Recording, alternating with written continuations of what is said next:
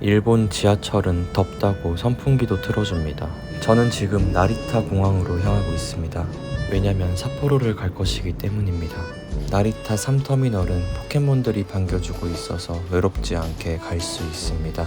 6월에 삿포로를 가는 이유는 한 가지입니다. 가격이 쌉니다. 이제 거두절미하고 비행기에 타보도록 하겠습니다. 신치토세 공항은 나리타 공항에서 1시간 정도 비행하면 갈 수 있습니다. 신치토세 공항에 도착했습니다. 생각보다 작네요. 삿포로 시내까지 향하는 전철은 굉장히 오래된 전철이었는데요.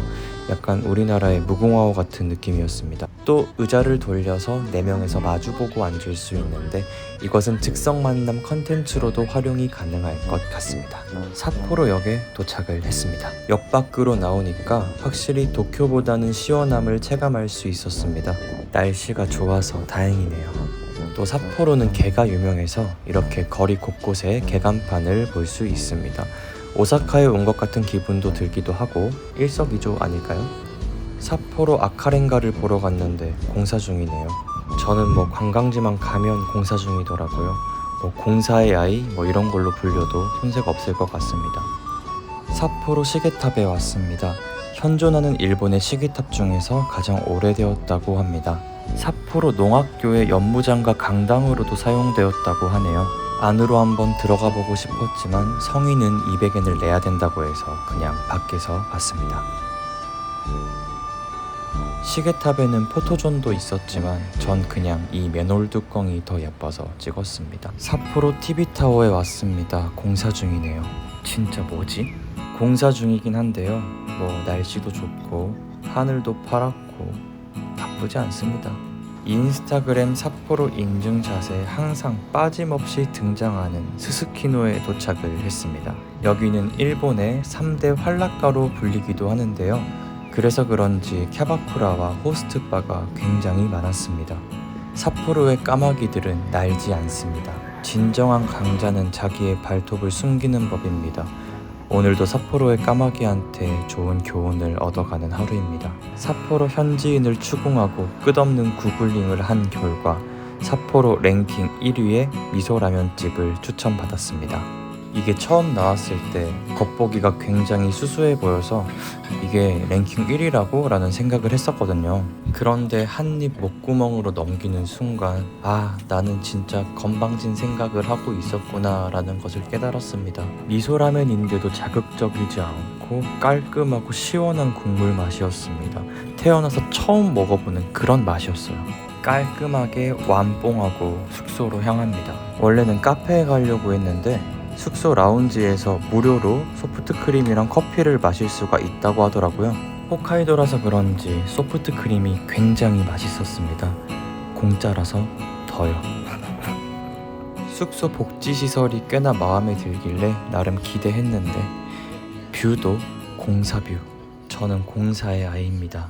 숙소에서 조금 쉬다가 근처 편의점에 왔는데 소바를 이렇게 컵에 담아서 팔고 있더라고요. 신기했어요.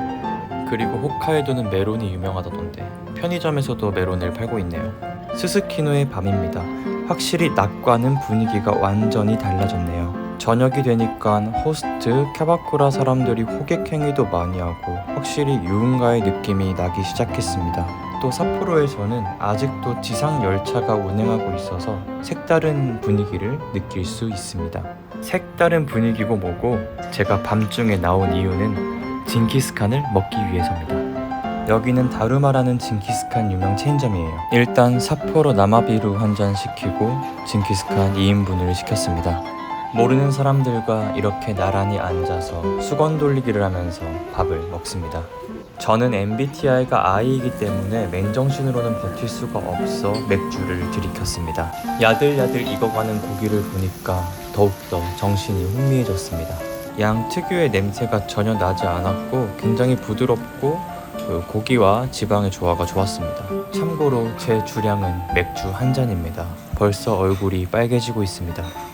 그리고 이 사과 추아이가 홋카이도에만 있다고 해서 한번 시켜봤습니다. 그래봤자 이슬톡톡이죠. 근데 생각해보니까 저는 이슬톡톡에도 취합니다. 그렇게 만취 상태로 하루를 마무리합니다. 다음날 아침입니다. 레트로한 지상열차가 도로 위를 달리고 있습니다. 목적지만 같았다면 저도 저걸 한번 타보는 건데 굉장히 아쉬움이 큽니다. 오타루를 달리는 열차 안에서의 풍경입니다.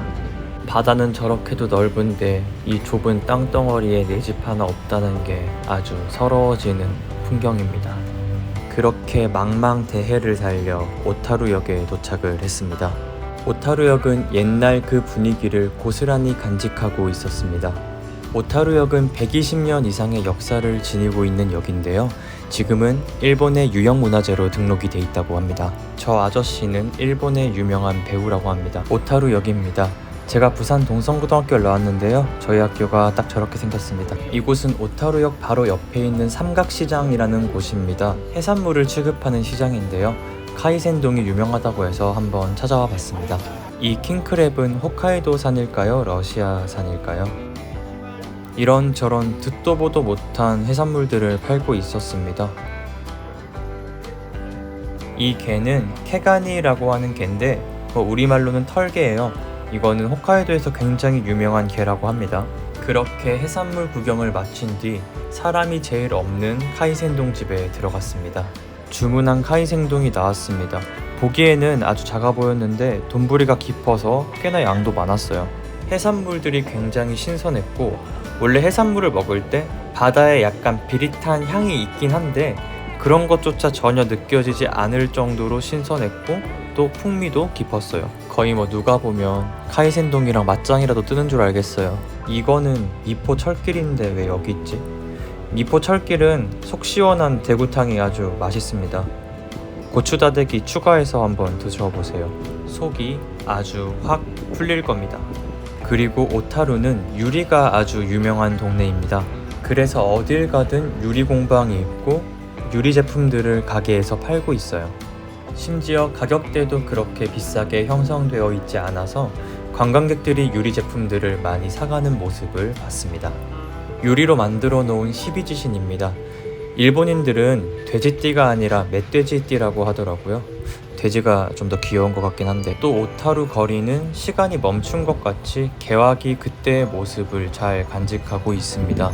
지금 당장이라도 김두한이랑 구마적이 맞짱 뜰 것 같은 배경이죠. 그리고 산 중턱에는 여행객들이 쉬어갈 수 있게 벤치가 마련되어 있습니다. 이곳은 홋카이도에서 굉장히 유명한 디저트 가게 루타오입니다. 저 프로만주가 굉장히 맛있는 곳입니다. 이 쇼케이스 안에는 사이키를 항시 발동시켜서 빵들의 텐션과 흥이 떨어지지 않게 주의하고 그 텐션을 유지시킴으로써 신선도를 유지하는 방법을 채용하고 있습니다. 루타오의 이름이 왜 루타오인지 아세요? 루타오를 거꾸로 해보세요. 그리고 옆 가게에 여러가지 후린들이 걸려 있어서 한번 두드려 봤습니다. 아름다운 소리가 구매 욕구를 자극하네요. 이곳은 오타루에서 굉장히 유명한 오르골 가게입니다. 분위기가 고풍스럽죠. 내부로 들어오면 가지각색의 오르골들이 전시되어 있습니다. 스탠드형 오르골도 있고요. 이렇게 스시 모양으로 만들어진 오르골들도 있습니다. 이렇게 레트로한 감성으로 만들어진 오르골들도 굉장히 고풍스럽고 색다른 분위기를 안겨주었습니다. 마네킹 에코 모양으로 만들어진 오르골들도 있었습니다. 그리고 각각의 오르골들의 노래가 전부 다른 노래였습니다.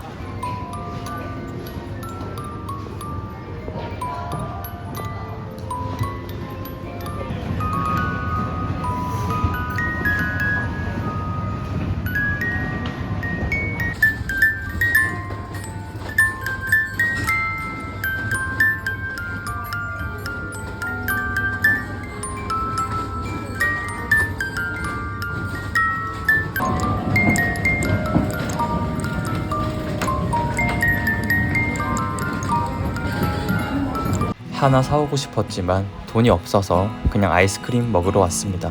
아이스크림을 먹고 오타루 운하로 왔습니다. 아마 많은 사람들이 오타루 하면 가장 먼저 떠올릴 장소가 아닐까 하는데요. 뭔가 이탈리아의 베네치아랑 굉장히 닮아있다는 생각을 했습니다. 가본 적은 없지만 선선한 바닷바람을 맞으면서 멍 때리고 있으니까 꼼장어가 먹고 싶어졌어요. 운하가 그렇게 큰 건 아닌데 뱃놀이 하는 걸 보면서 멍 때리기는 최적의 장소인 것 같아요. 월드컵 예선전 한국과 중국의 경기를 보고 나니까 10시가 넘었고 가게들이 전부 문을 닫았더라고요. 구글링을 했더니 라면 가게 딱 한 곳이 영업 중이어서 그곳으로 갔습니다. 사장님 혼자서 운영하는 아주 작은 가게인 것 같은데요. 벽에 귀멸의 칼날들이 걸려있는 것 봐서는 맛집임이 분명합니다. 주문한 미소라면이 나왔습니다. 그릇부터 끈적끈적한 로컬 그 자체입니다. 상남자답게 면을 불지 않고 그냥 입속으로 넣었어야 되는데 조금 후회가 됩니다. 근데 예상했던 것보다 너무 맛있어서 만족스러웠습니다.